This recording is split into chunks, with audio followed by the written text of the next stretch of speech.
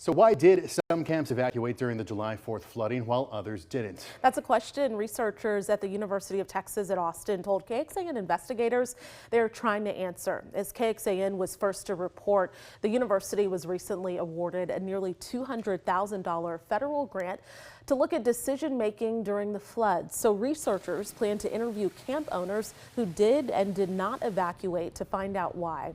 Engineers will map out those locations and use artificial intelligence to look at those patterns. Well, today the lead researcher spoke exclusively with KXAN investigators about the upcoming study and how she hopes it can inform future disaster responses across the country.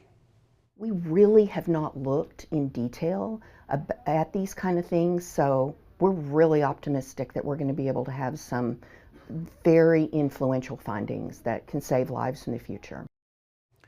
And results of the study could be made public as soon as the spring. And tonight